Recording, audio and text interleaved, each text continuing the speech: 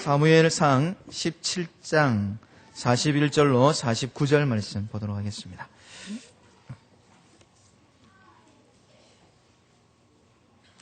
사무엘상 17장 41절로 49절 말씀 교독하시고 마지막 49절은 함께 읽도록 하겠습니다.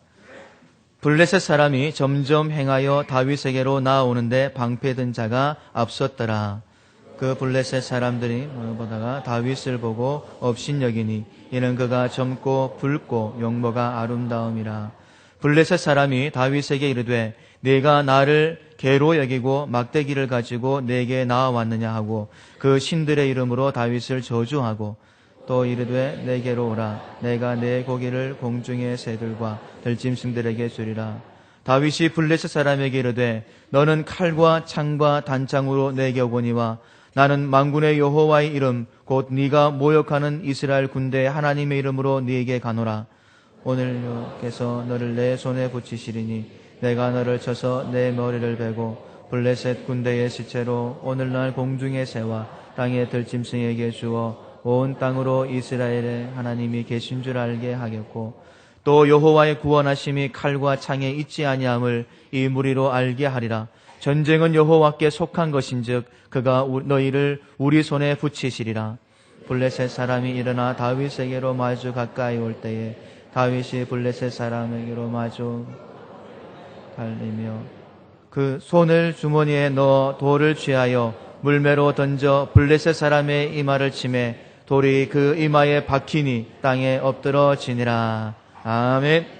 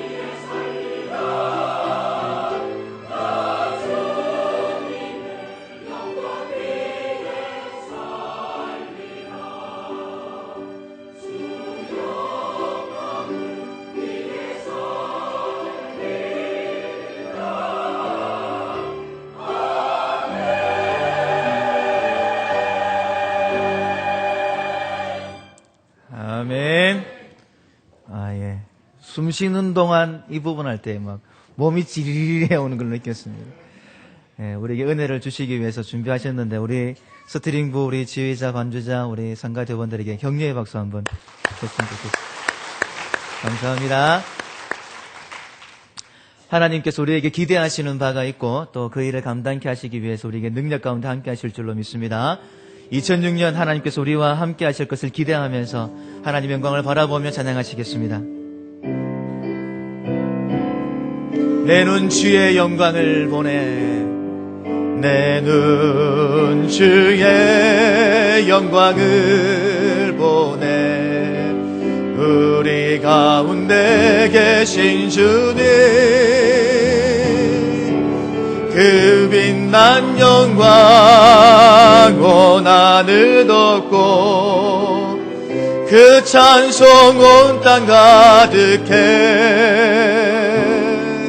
우린 주의 영광을 보내 찬송 가운데 서신 주님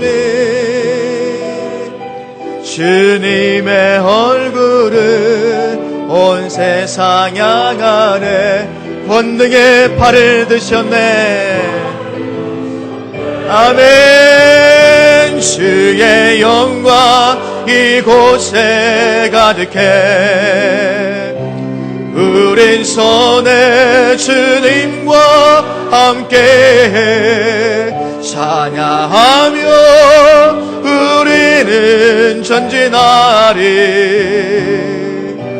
모든 열방 주볼때 하늘아버지 우리를 새롭게 하소서 하늘아버지 우리를 새롭게 하사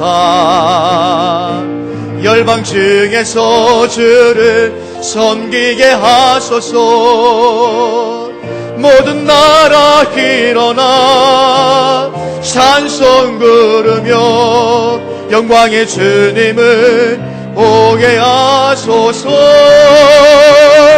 주의 영광 이곳에 가득해 주린 손에 주님과 함께 찬양하며 우리는 전진하리 모든 열방 주볼 때까지 아멘. 함께 읽었던 말씀을 가지고 인생에서 거인을 만났을 때라는 제목으로 전홍재 목사님 말씀을 증가하시겠습니다. 큰 은혜 받으시기 바랍니다. 나오실 때에 큰 박수로 할렐루야를 환영하겠습니다.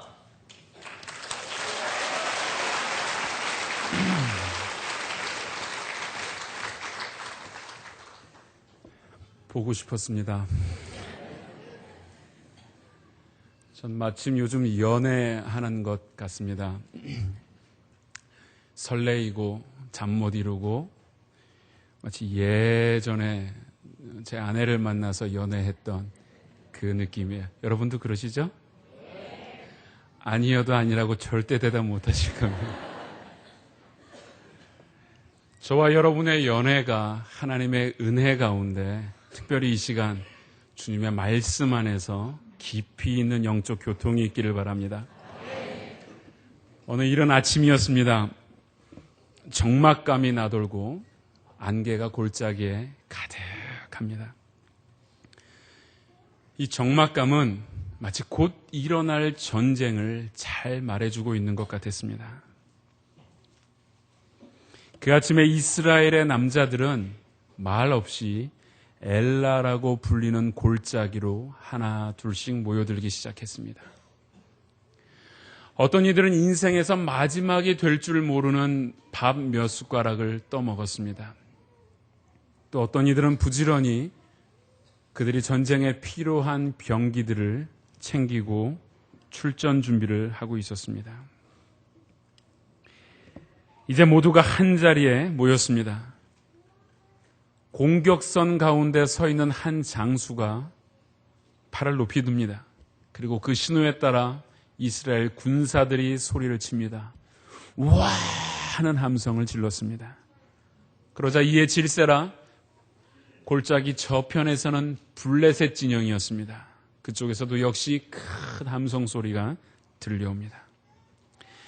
전쟁이 일어나기 직전의 상황입니다. 이제는 각 진영에서 장군의 공격 명령이 떨어지면 사람의 생명을 쉽게 앗아갈 수 있는 전쟁이 시작되는 것입니다. 일촉즉발의 상황입니다. 그런데 갑자기 블레셋 진영에서 이상한 소리가 들려옵니다. 마치 탱크가 굴러가는 소리 같았습니다. 이스라엘 진영에서 웅성거리기 시작했습니다. 어떤 사람들은 그것을 보고 바위라고 말을 하기도 하고, 어떤 사람들은 큰 산이 움직이는 것 같다라고도 했습니다. 어떤 사람들은 마치 거대한 괴물이 움직이는 것 같다고도 했습니다. 그런데 오늘 본문 17장 4절에서 7절을 보니까 그 정체에 대해서 이렇게 설명을 합니다. 블레셋 사람의 진에서 싸움을 도두는 자가 왔는데 그 이름은 골리앗이요 그 사람은 가드 사람이라. 그 신장은 6규빗 한 뼘이요 머리에는 노투구를 썼고 몸에는 어린 갑옷을 입었으니 그 갑옷의 중수가 놋 5,000세겔이며 그 다리에는 놋경갑을 쳤고 어깨 사이에는 놋 단창을 메었으니 그 창자루는 배틀자 같고 창날은 철 600세겔이며 방패 든 자는 앞서 행하더라. 그가 다름 아닌 골리앗이었습니다. 이 본문을 좀 더 쉽게 이해를 하기 위해서 현재 우리가 쓰는 척도로 읽으면 골리앗이 왔는데 그 키가 2m 85cm였습니다. 머리에는 노투구를 썼고 몸에는 어린 갑옷을 입었는데 갑옷의 무게가 57kg이었습니다. 창날의 무게는 8.6kg이었습니다. 여러분 상상이 가십니까? 제가 작은 키는 아닌 줄로 압니다. 1m 78이면 작나요? 골리앗은 2m 85입니다. 제 위에 하나 더 제가 있는 거예요. 이 사람의 갑옷의 무게가 57kg입니다. 몸에 사람 하나 달고 다니는 거예요. 이 사람이 흔드는 창, 그 날의 무게만 자그마치 8.6kg입니다. 올림픽에서 투포환 선수가 던지는 그 투포환의 무게가 7kg이에요.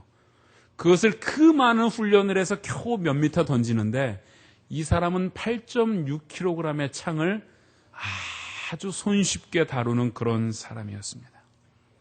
사람이라고 보긴 힘들죠. 인간 탱크였어요.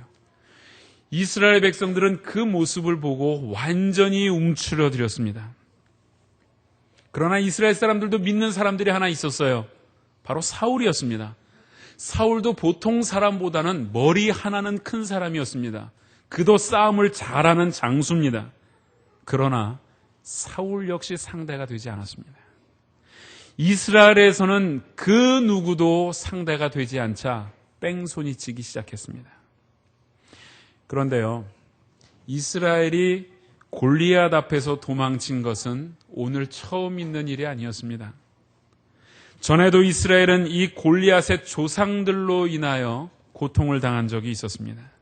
그것은 바로 가나안을 정탐할 때 일입니다. 그들은 아낙자손을 보았죠. 이 아낙자손이 얼마나 큰지 정탐꾼들이 보고하기를 그들에 비하면 우리는 메뚜기와 같다라고 비교를 했습니다. 이 정탐꾼들의 보고에 이스라엘 백성들의 마음은 성경에 보니까 녹아내렸습니다. 완전히 들어가기도 전에 패배해버렸습니다. 근데 그때 해결하지 못하고 남겨두었던 가나안의 이 족속들이 오랜 시간이 지난 후에 왕국을 이루고 살고 있는 이스라엘에게 여전히 가시와 올무가 되고 있다는 것입니다. 여러분, 우리가 여기에서 과연 무엇을 배울 수 있습니까? 그 첫 번째가 인생의 거인은 새로운 도전이 아니라 이미 내가 경험한 것이라는 거예요. 한 번 믿음에서 실패를 한 문제는 결코 그 한 번의 실패로 사라지지 않습니다. 한 번 실패할 때의 패배감으로 끝나는 것이 아니라는 것입니다. 매일의 삶에서 비슷한 경우가 있을 때마다 그 인생의 거인은 내 신앙을 무너뜨리기에 충분하다는 것입니다. 그러므로 한 번 시험을 당할 때 반드시 이겨야 합니다. 그 위기와 시험을 내가 수용해버리면 한 번으로 끝날 것 같지만 그렇지 않습니다. 내 인생의 가시와 올무가 되는 것입니다. 성경 사사기를 보면 가나안 족속을 완전히 멸하라는 하나님의 명령에 순종하지 않고 몇몇 족속들을 남겨놓았습니다. 그들은 이스라엘 백성들의 이스라엘 역사에 영원토록 남는 가시와 올무가 된 것입니다. 이와 같이 우리에게 있는 인생의 거인은 늘 우리를 넘어뜨리기 위해 남아있다라는 사실입니다. 여러분 경험하시죠? 꼭 넘어지는 거기에만 가면 넘어져요. 다른 거는 잘 이기고 나갔는데 그 부분, 누구에게도 말할 수 없었던 그 부분, 내가 제일 잘 넘어지는 그 부분 있죠? 다 있는 거예요. 그것 지금 이기지 못하면, 여러분 오늘 이 시간 결단하고 이기려는 하나님의 도우심을 구하지 못하면 또 실패하고 또 넘어집니다. 여러분 이거 한 번만, 이번 딱 한 번만 하고 하지 말아야지 했던 것 있죠? 그런데 여러분, 그 한 번만 하고 하지 말아야지 했던 그것으로 절대 끝나지 않습니다. 하나님께 나아가는데 방해가 됩니다. 내 영적인 집중력을 상실케 합니다. 내 삶에 가시와 올무가 된다는 것을 기억하십시오. 그러나 여러분, 가나안 정탐시에 또 다른 태도를 취하였던 두 사람을 기억하십니까? 여호수아와 갈렙입니다. 그들은 그 가나안 족속 아낙 자손들을 보면서 무엇이라 말했습니까? 그들은 우리의 밥이에요. 무엇의 차이가 있었습니까?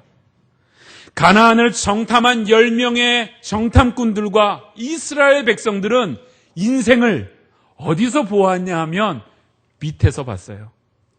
밑에서 봤다라는 얘기는 자신들의 인생과 상황을 판단하는 판단의 척도를 내 이성, 내 판단, 내 경험을 두고 보니까 거인이 어마어마해 보입니다. 도저히 이길 수 없는 그런 위대한 것으로 보인 것입니다. 오늘 또 다른 거인을 대하고 있는 사울과 이스라엘 백성 역시 인생을 밑에서 본 것이에요. 골리앗을 보고 자신을 비교해보고 우리의 군대 수를 보고 블레셋을 보니 이길 수가 없다라고 생각하는 자신의 이성, 자신의 판단이었던 것입니다. 여러분, 그런데 그 거인은 한 시대에만 머무는 것이 아닙니다. 기원전 1000년경 엘라의 골짜기에서 이스라엘 백성들이 만났던 그 거인은 기원 후 2000년경 살고 있는 오늘 우리에게도 거인의 존재는 있다라는 것입니다. 여러분, 밑바닥에서 인생을 쳐다볼 때 거인은 우리의 시야를 뺏기에 너무나도 충분합니다. 어쩌면 우리의 신앙마저도 깊이 있게 흔들어 버릴 수 있는 위험한 요소가 바로 그 인생의 거인입니다. 우리가 지나야 하는 골짜기에 거인이 반드시 있습니다. 하나님과 동행하라면 언제나 그런 것은 아니지만 거인을 반드시 넘어가야 합니다. 이 거인은 피할 수 있는 것이 아닙니다. 이스라엘 백성들이 가나안에 들어가기 위해서는 네피림 족속들 그리고 블레셋 족속 가나안의 족속들을 반드시 전쟁을 통해서 이겨야만 했던 것처럼 오늘 하나님이 우리에게 주신 그 약속의 말씀 가나안의 축복을 받아 누리기 위해서는 우리의 인생에 있는 거인 이겨야 합니다. 어떻게 해야 이길 수 있습니까? 싸워야 이길 수 있죠. 간단한 진리입니다. 피해서 이길 수 있는 존재가 아니에요. 피하면 쫓아옵니다. 싸워 무너뜨려 짓밟아야만 이길 수 있는 존재가 바로 그 거인이라는 존재입니다. 여러분, 전투를 벌여야 합니다. 그렇다면 무엇보다 중요한 문제가 이 거인과 우리가 어떻게 전투를 벌여야 할 것인가 하는 건 문제입니다. 이스라엘 군대들은 공격 태세를 갖추고 있습니다. 이제 공격하기 위해서 와 하는 함성을 질렀습니다. 그러나 그 함성은 마치 이미 축구 전반전이 10대 0으로 지고 있는데 마지못해 하는 응원과도 같은 것이었습니다. 골리앗은 매일 아침 저녁으로 조석으로 40일 동안 육중한 발걸음을 옮겨대며 입에 담지 못할 욕설을 이스라엘 향해서 그리고 하나님을 향해서 내뱉고 있었습니다. 16절을 보니까 그 블레셋 사람이 40일을 조석으로 나와서 몸을 나타내었다라고 말하고 있습니다. 무엇이 문제입니까? 이스라엘 백성들에게 도대체 무엇이 문제길래 40일 동안 이 골리앗이라는 거인이 나오도록 내버려 두고 있는 것입니까? 가장 중심적인 문제는 거인을 직시하기를 거부하고 있다는 사실입니다. 여러분, 우리가 여기서 배울 수 있는 두 번째의 진리가 싸우기 위해서는 인생에 거인이 있다는 사실을 반드시 직면해야 한다는 것입니다. 골리앗은 매일매일의 생활의 자리에 있는데도 불구하고 그것이 있다는 사실을 거부하고 있는 거예요. 40일 동안 골리앗이 하루에 한 번도 아닌 아침 저녁으로 나와서 하나님과 그의 백성들을 조롱했지만 아무도 나서지 않았습니다. 아니요, 별 문제가 없는 양 덮어두기까지 했을지도 모릅니다. 시간이 지나면 자연히 해결될 것처럼 여겼을지도 모릅니다. 왜요? 두렵기 때문이에요. 골리앗의 존재가 너무 위대해서 두렵기 때문입니다. 이스라엘 백성들이 혼비백산하여 도망하는 데는 골리앗의 한 번의 외침과 욕설이면 그만이었습니다. 이스라엘 백성들은 이 거인을 직시하고 이 사실을 직면해야 하는데 덮어두고 있는 것입니다. 거인을 무시할 때 우리의 영적 삶은 패배하는 것입니다. 이스라엘 장수들이 그랬겠죠. 매일 밤 천막에 모여서 계획을 세웠습니다. 작전을 세웠습니다. 골리앗을 직면할 생각은 하지도 않은 채 다른 생각들을 하는 거예요. 우리가 골리앗을 어떻게 하면 쳐부술 수 있을까? 이런 이야기하면 네가 나가 싸워봐라 얘기 들을까 봐 서로 두려워 피한 것입니다.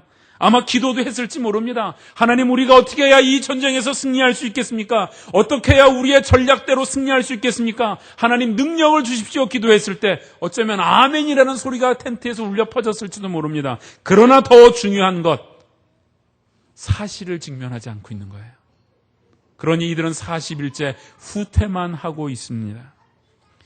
이와 같이 우리는 우리의 모든 문제를 다 다루고 있는 것 같다고 생각하지만 정말 하나님께서 중요하게 여기시는 그 문제, 그것을 다루지 않고 넘어갈 때가 종종 있습니다. 그러면 실패합니다. 이처럼 밑바닥에서 인생을 보는 것은 거인을 무시하고 직면하지 못하게 합니다. 아무것도 아닌 것처럼 생각하게 합니다. 거인은 피할 수가 없는 것입니다. 그렇다고 나의 힘으로도 어쩔 수 없습니다. 그렇다면 어찌해야 되겠습니까? 하나님을 의지해야 이길 줄로 믿습니다. 인생의 거인을 만나 고통을 당할 때 여러 가지의 인간적인 노력들을 다합니다. 내 전략들을 세워봅니다. 애써보기도 합니다. 그러나 이 모든 것들보다 우선돼야 될 것, 무엇보다 중요한 것이 있는데 그것은 여러분 궁극적인 질문을 던져보는 거예요. 하나님, 나에게 내 인생에 왜 이토록 힘든 거인을 허락하셨습니까? 그 질문을 던져볼 때, 그 기도의 자리에 나아갈 때 하나님이 반드시 응답하실 것입니다. 그러면 그 거인의 실체가 무엇인지를 보게 될 거고 지피지기면 백전백승이 되는 거예요. 여러분, 너무나도 중요한데요. 이것은 일반적인 답인데 거인을 하나님께서 여러분의 인생에 왜 주시는 줄 아세요? 그것은요, 여러분의 인생을 내 이성이나 판단인 밑에서 보는 것이 아니라 하나님의 스크린으로, 하나님의 시각으로 인생을 살게끔 하는 하나님의 배려인 줄로 믿습니다. 그 거인 한번 만나서 이기고 나면 그 다음엔 인생을 밑에서 보지 않아요. 하나님께서 지난번에도 역사하셨지, 하나님께서 내 삶에 이렇게 하시니까 이번에도 하나님의 차원에서 내가 내 영적인 스크린을 높이면 이길 줄로 믿는 거예요. 그 배려를 위해서, 그 능력 있는 그리스도인으로 만들어가기 위해서 하나님이 여러분의 인생에 거인이라는 것을 주시는 겁니다. 여러분, 이 상황을 역전시킬 주인공이 드디어 등장을 합니다. 그의 이름은 다윗입니다. 목동이요, 농부입니다. 다윗은 골리앗이 이스라엘 백성들을 농락할 때 들에서 일하고 있었습니다. 다윗이 전투에 나간 것은 전사로서가 아니었습니다. 단지 아버지의 심부름을 나왔을 뿐이었습니다. 골리앗이 고함을 지를 때에 다윗은 이스라엘 백성들의 후퇴를 목격했습니다. 그리고 다윗이 물어봤겠죠. 도대체 왜 후퇴를 하는 겁니까? 그때 이스라엘 백성들, 군사들 중에 누군가가 대답을 했습니다. 골리앗 때문이라고 말을 했겠죠. 그리고 몇몇 사람은 이런 얘기도 들려줍니다. 싸워 이기는 자에게는 많은 재물을 준대. 그 딸도 주기도 한데 사위가 될 수 있는 아주 중요한 찬스야.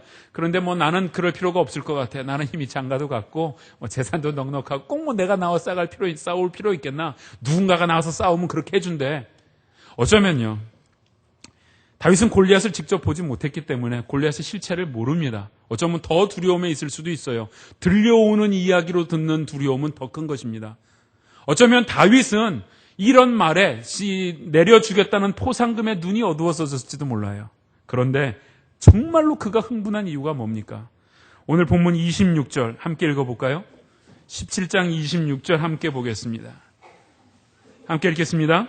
다윗이 곁에 사는 사람들에게 말하여 가로되 이 블레셋 사람을 죽여 이스라엘의 치욕을 제하는 사람에게는 어떠한 대우를 하겠느냐?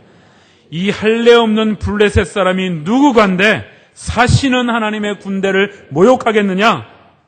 바로 이것이 다윗의 마음이었습니다. 하나님의 계획대로 따르던 다윗이었습니다. 하나님의 마음에 합한 다윗이 인생을 바라보는 시각은 달랐습니다. 이것은 그냥 전쟁이 아니었어요. 도대체 블레셋 사람이 누구간데 사시는 하나님의 군대를 모욕하느냐? 사람의 군대가 아니라 하나님의 군대이며 하나님의 이름을 모독하는 것으로 본 하나님의 차원에서 삶을 산 다윗이었습니다. 그래서 그의 정신적 스크린, 영적 스크린은 주님으로 가득 차 있었어요. 바로 이것입니다. 인생의 거인은 내가 어떤 시각에서 보느냐에 따라 그 결과가 달라지는 겁니다. 다윗이 진정으로 흥분한 이유는 골리앗이 하나님을 모욕하며 하나님의 뜻을 가로막고 하나님의 계획이 이 땅 가운데 이루어지는 것을 막고 있다는 것을 깨달았다는 거예요. 하나님의 차원에서 삶을 살 때 하나님의 길을 가로막는 그 거인은 우리의 믿음의 행동에 불을 당기는 겁니다. 똑같은 거인을 만나도 거인을 보는 시각에 따라 결과가 달라지는 겁니다. 인생을 밑에서 볼 때 거인은 위기에 불과합니다. 위기입니다. 그러나 인생을 하나님의 시각에서 볼 때 거인은 위기가 아니라 기회인 줄로 믿습니다. 우리의 인생에서 거인을 만나면 우리는 위기를 맞이했다라고 말합니다. 그렇게 생각합니다. 그리고 그것이 끝이 될까 두려워 벌벌 떨기도 합니다. 그러나 언제나 그랬듯이, 인류의 역사에서 항상 그랬듯이 인간의 위기는 하나님께 위대한 기회인 줄로 믿습니다. 그 기회는 역시 우리에게도 새로운 전환점이 되는 것입니다. 여러분, 사울과 다윗의 차이를 아세요? 차이를 아십니까? 37절을 보니까, 여러분 한번 37절 제가 읽어볼게요. 또 가로되 다윗이 말합니다. 여호와께서 나를 사자의 발톱과 곰의 발톱에서 건져내셨은즉 나를 이 블레셋 사람의 손에서도 건져내시리이다. 그러니까 이렇게 고백을 딱 하니까 사울이 말합니다. 다윗에게 이르되 가라, 여호와께서 너와 함께 계시기를 원하노라. 멋있죠? 가라, 여호와께서 너와 함께 계시기를 원하노라. 이럴 때 아멘 하시면 안 돼요. 너와 함께 계시기를 원하노라. 그렇게 알면 믿음은 지가 가면 되지. 사울 지가 가면 되지 다윗을 왜 보내요? 여호와께서 함께 계시기를 원한다. 여호와께서 함께 계시는 줄 믿는다 하면 지가 나가서 싸워도 이겨요. 하나님이 함께 계시면요, 제가 나가도 이기고요, 여러분이 나가도 이기고요, 우리 주일학교 학생이 나가서 싸워도 이겨요. 하나님의 전쟁인데 누가 싸우느냐가 중요한 게 아니라 싸우는 그자가 하나님과 어떤 관계를 맺고 있느냐가 중요한 거예요. 여기서 사울과 다윗의 차이가 나타나는 겁니다. 사울은요, 다윗을 보내면서 너와 함께 계시기를 원한다. 이 고백의 믿음의 고백을 하는 것 같지만 아닙니다. 단지 염원에 불과해요. 기원에 불과합니다. 믿음은 기원이 아니에요. 믿음은 의지의 행동입니다. 기억하십시오. 믿음은 단지 무엇을 바라는 기원하는 것, 그것이 아니라 그 바라는 것에 한 걸음 내디디는 의지의 행동, 이것이 진정한 믿음입니다. 다윗과 사울의 차이가 여러 가지가 있겠지만 바로 가장 큰 차이가 여기에 있었습니다. 다윗도 사울도 하나님을 믿었지만 사울은 기원에서 끝났고 다윗은 의지의 행동을 했다라는 것입니다. 우리의 삶에서도 기원을 할 때만 얼마나 많이 있습니까? 여러분, 우리가 예배를 드릴 때 모일 때마다 사도신경을 고백하죠. 전능하신 하나님을 믿사오며. 여러분, 전능하신 하나님 믿습니까? 진짜예요? 전능하신 하나님 믿는데 삶에서 위축될 수 있어요? 없어요. 어깨 쭈그러져 있을 수 있습니까? 전능이 뭔데요? 모든 것을 능하게 하시는 분이에요. 불가능이 없는 분이에요. 하나님은 전지하신 분입니다. 다 아세요. 여러분 다 아신다고요. 여러분이 놓여져 있는 상황, 여러분 삶에서 만난 거인과 위기 때문에 힘들어하시는 것 하나님 아세요. 다 아신단 말이죠. 그런데 내가 기도할 때마다 하나님, 전능하신 하나님 믿습니다. 전지하신 하나님 믿습니다. 해놓고선 삶에서는 그 믿음대로 살지 않으면 그것은 기원이며 염원에 불과한 사울의 믿음과 똑같은 거예요. 여러분, 우리가 찬양할 때마다 하나님의 이름이 높여지기를 원합니다라고 고백하죠. 그런데 실제의 삶에서 하나님의 이름이 높여지는 게 아니라 내가 높여지는 삶을 살고 있다면 잘못된 믿음이라는 거죠. 하나님의 이름이 높여지는 삶을 살아야 하는 거예요. 여러분, 기도 중에 교회가 가난한 자들에게 하나님 긍휼을 베풀어 주십시오라고 기도했지만 그러나 그 기도처럼 긍휼을 베푸는 일을 감당하지 않으면 그것은 사울의 믿음에 불과한 것입니다. 야고보서에서 보고 있는 것처럼 가난한 자가 교회에 찾아왔을 때 교회에 있는 사람들이 이렇게 말을 했어요. 덥게 하라, 배부르게 하라, 말로만 했습니다. 아무런 실천적인 행위를 보여주지 않자 야고보 사도는 하나님의 성령을 통하여 그들에게 주시는 말씀, 그 믿음은 죽은 믿음이라는 거죠. 바로 사울의 믿음이 죽은 믿음이었고 다윗의 믿음은 살아 역사하는 믿음인 것입니다. 이 믿음을 소유한 여러분 되시기를 바랍니다. 다윗은 믿는 대로 의지를 가지고 행했어요. 골리앗을 그 믿음을 가지고 보니까 양을 괴롭히러 오는 사자와 곰에 불과했습니다. 다윗이 보기에는 하나님을 공격하는 것으로 보였습니다. 내가 하나님의 영광과 그 계획을 위하여 살 때 그 공격은 나를 공격하는 게 아니라 하나님을 공격하는 거예요. 그러므로 성도는 자부심을 가져야 합니다. 우리는 엄청난 프라이드를 가지고 살아야 하는 사람들이에요. 왜요? 내가 계획한 것이 하나님의 뜻에 맞고 하나님의 영광을 위한 것이라면 사단의 세력이, 세상의 세력이 공격하는 게 나를 공격하는 게 아니라 하나님을 공격하는 것. 하나님이 질 뿐이에요? 안 지죠. 그러면 나는 항상 이긴다라는 공식이 나오잖아요.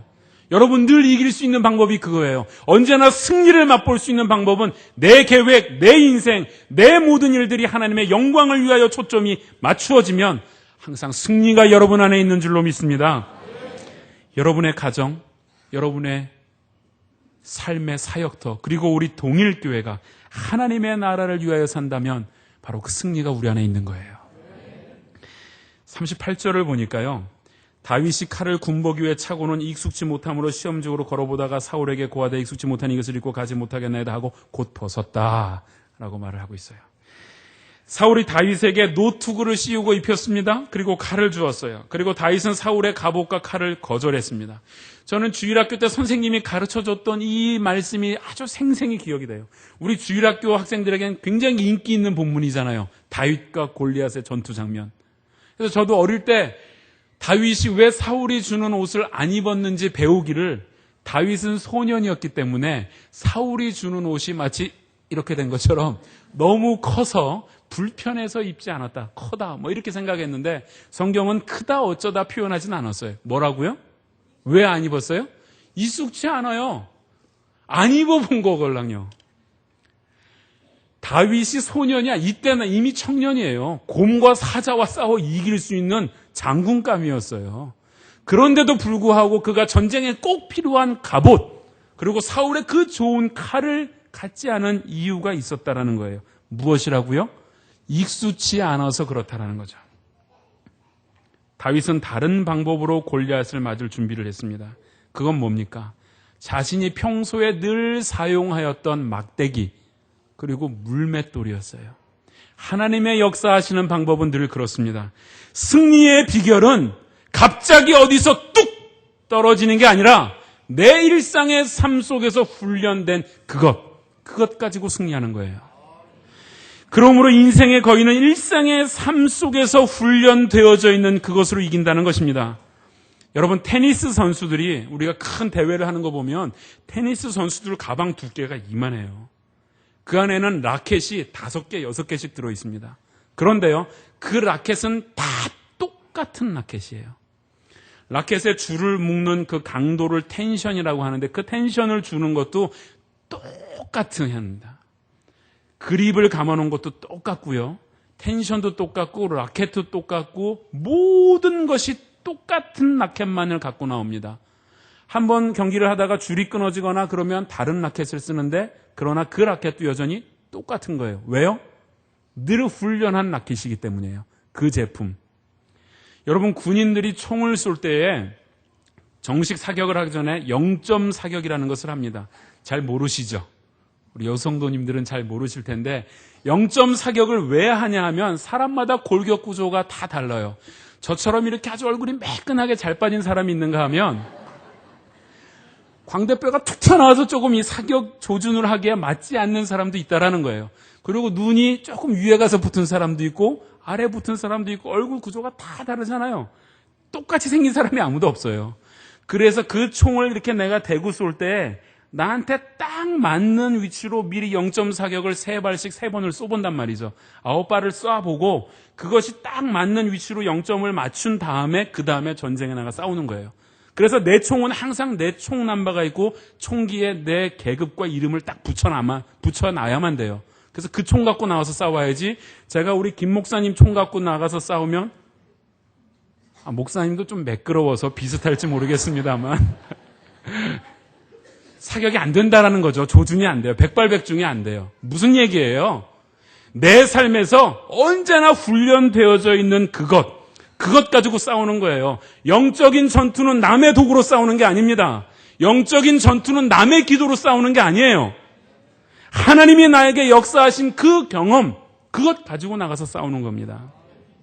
믿음은요, 그래서 내가 경험한 것이 발전되는 것이기 때문에 믿음은 철저하게 실상인 것입니다. 믿음은 뜬구름처럼 눈에 보이지 않는 어떠한 형이상학적인 게 절대 아니에요. 믿음이라는 것 눈에 잡히지는 않지만 그러나 믿음만큼 실상적인 게 세상에는 없습니다. 믿음은 철저히 내 인생에서 하나님의 역사를 경험한 그것이 갈고 닦아지고 훈련된 것, 이것이 믿음이에요. 습관성 신앙은 문제가 있지만 일상의 삶에서 신앙을 생활화하는 훈련은 너무나도 중요한 것입니다. 신앙으로 생각하는 훈련 해야 합니다. 신앙으로 판단하는 훈련 해야 합니다. 신앙으로 행동하는 훈련 하지 않으면 인생의 거인을 이길 수가 없는 것입니다. 여기 우리 학생들도 있고 학생을 경험한 모든 분들이 앉아 있는데 여러분 벼락치기 공부해 보셨죠? 이거 안 해보셨다면은 거짓말일 거예요. 다 해보셨을 거예요. 자, 우리 교사하시는 장로님들도 계신데 벼락치기 공부하는 학생들 많죠? 예, 많이 있습니다. 저도 벼락치기에는 대가였어요. 중고등학교 때는 딱 시험 바로 전날 한 번만 딱 보면 외워져요. 순간 암기력은 아마 세상에서 제가 제일 좋지 않을까 이런 생각을 합니다. 근데 이틀만 지나면 기억이 안 나요. 여러분 벼락치기 공부의 특징이 그렇죠. 시험 볼 때까지는 기억이 나는데 시험 끝나는 종치고 나면 절대 기억이 안 나는 게 벼락치기 공부예요. 왜요? 갑자기 한 것으로 능력이 되는 게 아니에요. 내 삶에 오랫동안 훈련된 그것이 진정한 능력이 되고 진정으로 내 삶을 바꿔가는 것입니다. 위기를 극복하는 능력, 바로 이것이 무엇입니까? 경건입니다. 경건의 능력은 하루아침에 이루어지지 않습니다. 경건의 능력을 갖기 위해서는 평생을 가지고 우리의 삶에 애를 쓰고 노력하고 훈련해야 그 능력이 소유되는 거예요. 참된 경건의 능력은 삶에서 훈련하고 최선을 다한 자에게 주어지는 큰 능력입니다. 여러분, 기도를 안 하는 사람이 큰일을 만나 갑자기 3일 기도 한번 세게 한다고 뭔가 상황이 잘 바뀝니까? 물론 특별 기도라는 게 있어요. 교회가 큰일을 만났을 때 40일 기도, 그리고 산에 가서 40일 금식 기도를 하고 주님도 그런 모습을 우리에게 보여주셨죠. 그런데 더 중요한 것은 매일의 삶에서 기도한 자에게 하나님이 역사하시는 거예요. 매일매일 하나님과 교제한 자에게 하나님 함께 하시는 것입니다. 하나님이 여러분에게 도깨비 방망이 하나 탁 던져주고 얘딱 너 필요한 거 한번 휘둘러 봐라. 그러면 여러분 원하는 금이 뚝딱 하고 나오고 은이 뚝딱 나오는 것, 이게 믿음이 아니란 말이죠. 신앙은 도깨비 방망이를 휘두르는 게 아니라 내 삶에서 꾸준하게 훈련되어져서 그 결과로 빚어지는 실상, 이게 믿음이며 이게 능력인 것입니다. 여러분, 드디어 대결의 시간이 다가왔습니다. 서로 마주보고 섰습니다. 1대1의 대결입니다. 젊은 청년들의 말로 빌자면 맞짱 뜨는 거예요. 서로 지금 진게이 쇼부를 하는 겁니다. 둘 중 하나가 무너지면 승자가 모든 것을 취하는 그런 싸움입니다. 지루해하고 있는 골리앗이 다윗이 나오는 것을 보고 43절을 보니까 이렇게 말했어요. 블레셋 사람이 다윗에게 이르되 네가 나를 개로 여기고 막대기를 가지고 내게 나오느냐? 그 신들의 이름으로 저주를 했습니다. 그때 다윗이 스팀을 세게 받았습니다. 그래서 45절에 이렇게 말을 합니다. 다윗이 블레셋 사람에게 이르되 너는 칼과 창과 단창으로 내게 오거니와 나는 만군의 여호와의 이름 곧 내가 모욕하는 이스라엘 군대의 하나님의 이름으로 내게 가노라. 오늘 여호와께서 너를 내 손에 붙이시리니 내가 너를 쳐서 내 머리를 베고 블레셋 군대의 시체로 오늘날 공중의 새와 땅의 들짐승들에게 주어 온 땅으로 이스라엘의 하나님이 계신 줄 알게 하겠고 또 하나님 여호와의 구원하심이 칼과 창에 있지 아니함을 이 무리로 알게 하리라. 전쟁은 누구에게? 여호와께 속한 것인지 그가 너희를 우리 손에 붙이시리라. 골리앗은 뭘 가지고 나갔어요? 칼과 창과 단창. 다윗은 골리앗이 말하기를 네가 나를 개로 여기고 뭘 가지고 나와요? 막대기 그리고 물맷돌 가지고 나갔어요. 골리앗은 자기의 도구가 다 있어야만 승리하는 줄 알고 있는 거예요. 그러나 그에게는 정말 중요한 게 없었어요. 뭐죠? 하나님이 안 계신 거예요. 칼과 창과 단창 엄청난 무기가 있었지만 하나님이 안 계셨어요. 그러나 다윗은 골리앗이 보기에는 장난감 같은 막대기 하나 들고 나오고 돌 몇 개 들고 나왔지만 그러나 하나님이 그 안에 계시니 능력이 나타나는 것입니다. 하나님이 함께 하시니 역사가 있는 것입니다. 강력한 진을 파하는 능력이 다윗의 손에 쥐어진 것입니다. 여러분, 우리도 세상을 살면서 세상이 요구하는 것 다 있어야만 성공하는 인생인 줄로 알아요. 내 손에 칼도 있고 창도 있고 단창도 있고 거구도 좀 있어야 되고 갑옷 좋은 거 입어야지 세상에서 성공하는 줄 알지만 천만에요. 만만해요. 절대 그렇지 않습니다. 하나님 없이 다 가져봐요. 그건 오히려 저주가 되죠. 하나님이 있어야만 작은 것 하나, 내가 가진 것 하나 축복의 도구가 되고 하나님의 능력이 나타나는 역사하는 도구가 되는 것입니다. 여러분 가진 것 무엇입니까? 여러분 재력이 있습니까? 여러분 남들보다 건강한 몸을 갖고 있습니까? 남들보다 지혜로운 판단을 하실 수 있습니까? 이 모든 것들 속에 하나님의 능력이 함께 하시면 거인을 무너뜨리는 위대한 도구가 되는 줄로 믿습니다. 그런데 여러분 이 스토리의 이 이야기의 가장 기적적인 장면이 여러분은 과연 무엇이라고 생각합니까? 저는 이 본문을 가만히 읽으면서 정말로 이건 기적이다. 이건 하나님의 역사다라고 생각하는 장면이 있어요. 40절을 보니까 손에 막대기를 가지고 시내에서 무슨 돌이요? 매끄러운 돌 5을 골라서 가지고 나갔다라고 말하고 있습니다. 시내에서 구한 돌은, 시내가에 있는 돌은 여러분 주로 어때요? 삐죽삐죽해요? 물에 쓸리고 오랜 동안 쓸려서 매끈매끈하고 동그란 모양으로 된 자갈돌 아닙니까? 여러분 그 돌을 어디에 박았어요? 여기에 박았어요. 여기에. 사람의 뼈 중에 가장 단단한 데가 어디예요? 여기에요. 여기. 하나님의 배려죠. 가장 중요한 부분 다치지 않게 철저하게 이 해골로 잘 하나님 보호를 하셨어요. 그런데 그 단단한 뼈가 있는 이 해골에 뾰족한 돌도 아니고 맞으면 찍 미끄러질 만한 매끈매끈한 돌, 성경에 분명히 기록되어 있는 이 매끈매끈한 돌로 이마에 박았다는, 이게 하나님의 역사입니다. 여러분 이건 상식적인 일이 아니에요. 뾰족한 돌이면 또 우연히 빼죽하니까 뭔가 팍 박혔다고 볼 수 있습니다. 그런데 이 매끈매끈한 돌을 박았어요. 여러분의 삶에서 이런 하나님의 역사를 경험하기를 원하신다면 믿음의 돌을 던지는 행위를 하시기 바랍니다. 믿음의 물맷돌을 들고 여러분의 삶에서 늘 갈고 닦았던 그 믿음의 물맷돌 던지십시오. 던지는 그 행위 속에 하나님이 역사하시는 겁니다. 거인 골리앗 그렇게 끝났습니다. 상황 종료, 디엔드입니다. 여러분 이것은 드라마예요, 드라마. 하나의 멋진 드라마의 클라이막스가 딱 끝났습니다. 40일간 푹 처져 있던 이스라엘 백성들에게 하나님에게 붙들림 바 된 한 사람이 와서 순식간에 모든 전세를 바꾸는 위대한 반전이 일어나는 드라마였습니다. 우린 극장에서 이런 드라마를 보면서 이 위대한 반전이 일어나면 뭐 해요? 박수치고 환호성을 치는 거잖아요. 여러분의 인생에 그런 박수와 환호성이 있기를 바라요. 그런 전환점이 있기를 바랍니다.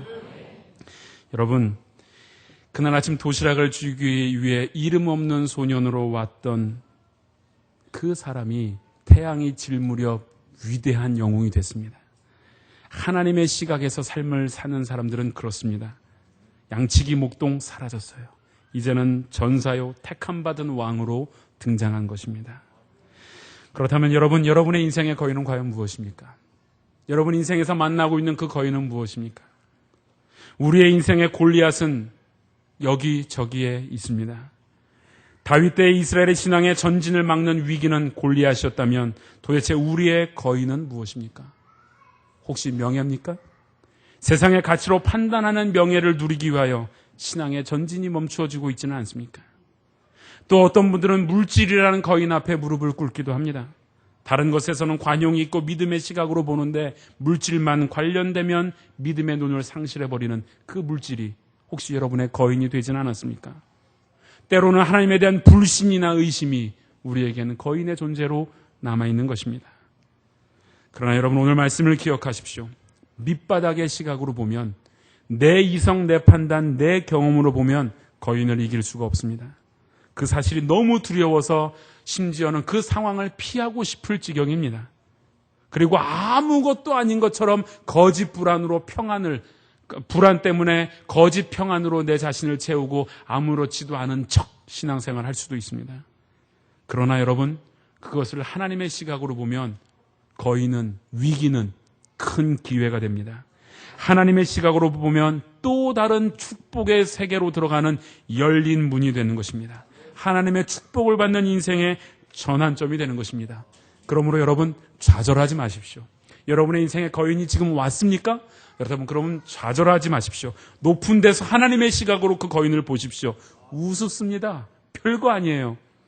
하나님의 스크린을 가지십시오. 하나님의 시각으로 보며 해결해야 합니다.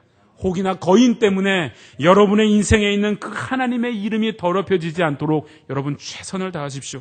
오히려 거인으로 하여금 하나님의 살아계심, 하나님의 역사하심이 이 땅 가운데 증거되도록 내 삶을 통해 거인 때문에 하나님의 살아계심이 증거되도록 여러분의 삶을 결단하십시오. 그 결단 속에 하나님의 축복, 새로운 영적인 세계, 새로운 축복의 세계로 들어가는 열린 문이 활짝 열리기를 주님의 이름으로 축원합니다. 기도하겠습니다. 하나님, 우리의 인생의 거인이 있음을 고백합니다. 지금까지 두려워서 피하였던 그 거인, 오늘 말씀을 보니 반드시 쳐서 이겨야 되는 줄로 믿습니다. 바로 깨닫게 하시고 경건의 훈련을 게을리하지 않게 하시며 우리의 인생의 이성이나 판단으로 경험치 않게 하셔서 하나님의 스크린으로, 하나님의 시각으로 보아 내 인생 오직 하나님께 붙들린 바 되어 있기만 하다면 하나님이 능히 이기실 줄로 믿습니다. 하나님으로 내 인생 하나님의 스크린으로 가득 찰 수 있도록 도우시고 위기와 거인이 새로운 기회와 열린 문이 될 수 있도록 축복하여 주옵소서. 예수 그리스도의 이름으로 기도드립니다. 아멘.